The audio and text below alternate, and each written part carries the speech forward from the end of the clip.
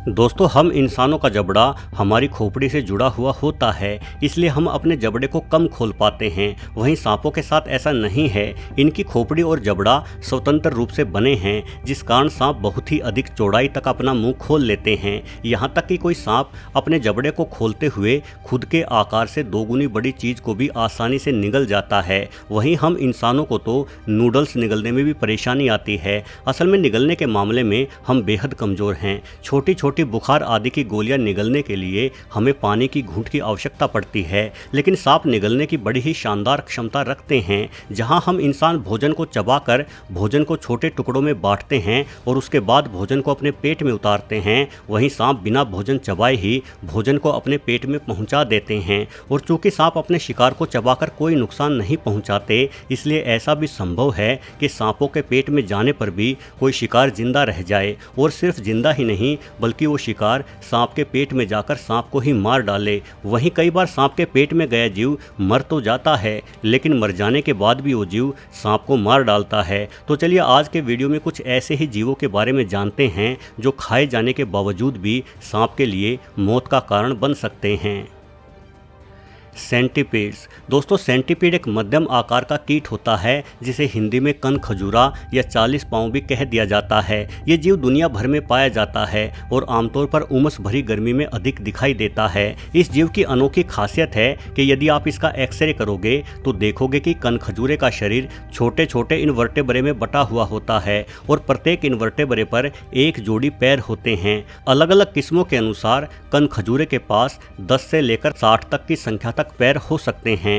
कनखजूरे जहरीले होते हैं। ये अपने शिकार के शरीर में अपना जहर छोड़कर उसे मार डालते हैं। कई बड़ी किस्म के कनखजूरों का जहर इंसानों के लिए भी घातक हो सकता है। वर्ष 2014 में लंदन के एक चिड़ियाघर में देखा गया कि एक मादा होजनोक स्नेक ने जल्दबाजी में कनखजूरे को निगल लिया, किंतु कनखजूरे के निगले जाने के कुछ समय बाद ही सांप अजीब तरीके से बल खाने लगा और करीब आधे घंटे बाद ही उस सांप की मृत्यु हो गई और कनखजूरा बिल्कुल ठीक ठाक सांप के पेट से सांप के मुंह के जरिए बाहर आ गया।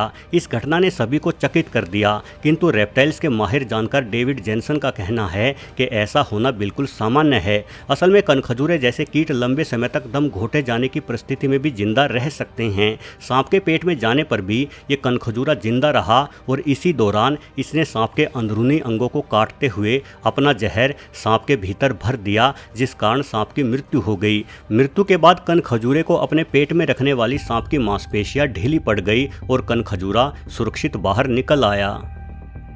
मेंढक।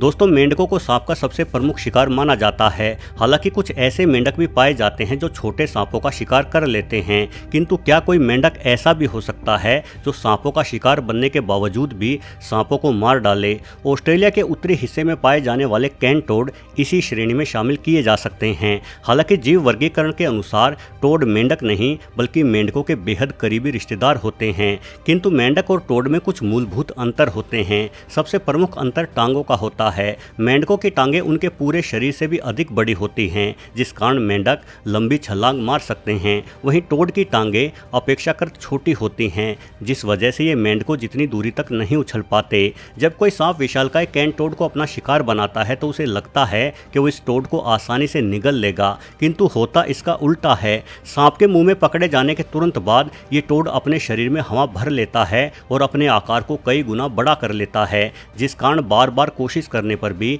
सांप इस टोड को निगल नहीं पाता।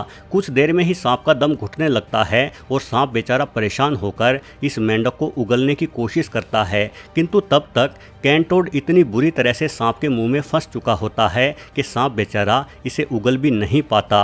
नतीजन दम घुटने से सांप की मौत हो जाती है। वहीं दूसरी ओर अमेज़न के जंगलों में बेहद ही जहरीले मेंढक पाए जाते हैं। इन मेंढकों की त्वचा से लगातार जहर का रिसाव होता रहता है, यहाँ तक कि मरने के बाद भी। वैसे सांप इन मेंढकों से दूर ही रहना पसंद करते हैं, किंतु कभी कभार भूलवश कोई सांप इन मेंढकों को खाने का प्रयास भी कर बैठता है तो मेंढकों के शरीर से रिश्ता जहर बड़ी ही आसानी से उस सांप की जान ले लेता है।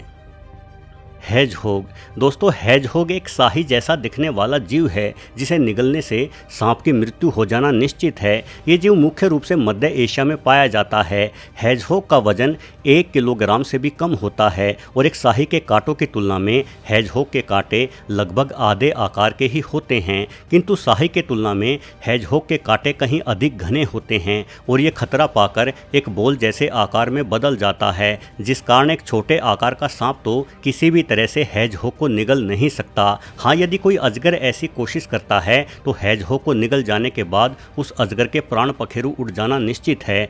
हेजहोग के कांटे अजगर के अंदरूनी अंगों को बुरी तरह से चोटिल कर अजगर को मार डालेंगे। यहाँ ये सांप कुंडली में जकड़कर एक हेजहोग का ही शिकार कर रहा था। हेजहोग के कांटों ने इस सांप का क्या हाल कर दिया, आप देख ही सकते हैं। ठीक ऐसा ही शाही के मामले में भी देखा गया है। शाही के पास हेजहोग की तुलना में कहीं अधिक बड़े कांटे होते हैं और ये लंबे कांटे सांप को गंभीर चोट पहुंचा सकते हैं। हालांकि एक बड़े आकार का शाही 15 किलो तक भारी हो जाता है और सांप आमतौर पर इससे दूर ही रहते हैं, किंतु कुछ सांप बहादुरी दिखाकर छोटे और कम उम्र के शाही को निगलने की कोशिश कर देते हैं। वर्ष 2015 में एक अजगर को हैरतअंगेज रूप से मरा हुआ पाया गया था। उसके पेट को फाड़कर देखा गया तो मात्र 250 ग्राम का शाही उसके पेट से बरामद किया गया। इस शाही के कांटों ने निगल जाने के बाद सांप के अंगों को जख्मी कर सांप को मार डाला था, यानी एक छोटे शाही को खाना भी सांप के लिए जानलेवा बन गया। मगरमच्छ। दोस्तों, वर्ष 2015 में BBC द्वारा एक घटना को फिल्माया गया जिसमें फ्लोरिडा में एक मगरमच्छ और अजगर के बीच में एक दूसरे को खा जाने की जंग जारी थी। आमतौर पर मगरमच्छ आसानी से किसी अजगर को मार देते हैं, किंतु ये मगरमच्छ छोटी उम्र होने के कारण जरा कम अनुभवी था। मगरमच्छ की लंबाई मात्र 3.5 फीट ही थी, इसलिए अजगर ने अपनी कुंडली में जकड़कर मगरमच्छ का काम तमाम कर दिया, किंतु मगर ने भी अंतिम समय तक संघर्ष किया। यहाँ तक कि इस मगरमच्छ का संघर्ष मरने के बाद भी जारी रहा। मगरमच्छ को मारने के बाद अजगर द्वारा इसे निगलना काफ़ी कष्टदायक सिद्ध हुआ। अजगर ने मुंह की ओर से मगर को निगलना शुरू किया। हालांकि इतने बड़े शिकार को निगल जाने में अजगर को बहुत अधिक समय लगा, लेकिन कई घंटों की कोशिश के बाद आखिरकार अजगर ने मगरमच्छ को पूरी तरह से निगल ही लिया। सांपों का शरीर बहुत लचीला होता है। इनका शरीर फूलते हुए अपने शिकार के आकार के हिसाब से जगह बना लेता है, किंतु लचीलेपन की भी आखिर एक सीमा होती है। मगरमच्छ को निगलते हुए सांप का शरीर इतना अधिक फूल गया कि ये फुलाव अजगर बर्दाश्त नहीं कर पाया और अजगर का पेट ही फट गया, जिस कारण मौके पर ही अजगर की मौत हो गई। वर्ष 2011 में भी एक बर्मिश अजगर का एक गाय को खाते समय ऐसे ही पेट फट गया था। ये अजगर थाईलैंड के गांव में किसान के फार्म में घुस आया था, जहां उसने गाय को अपनी कुंडली में जकड़कर मार डाला, किंतु गाय को निगलने के प्रयास के दौरान ही अजगर का शरीर जवाब दे गया और पेट फटने के कारण अजगर मारा गया। दोस्तों, वैसे सांप कोई कमजोर जीव नहीं होता। ये हर प्रकार के जीव पर हमला करता है और अपने मजबूत से मजबूत दुश्मन को भी सबक सिखा सकता है। सांप का सबसे बड़ा दुश्मन नेवलों को माना जाता है। यहाँ एक सांप और नेवले के बीच जोरदार मुकाबला चल रहा है। नेवला शिकारी है तो सांप शिकार, किंतु ये सांप आसानी से शिकार बनने की बजाय नेवले का जोरदार मुकाबला कर रहा है। सांप और नेवला दोनों ही एक दूसरे को मार डालने के लिए और अपना अपना जीवन बचाने के लिए कड़ा संघर्ष कर रहे हैं।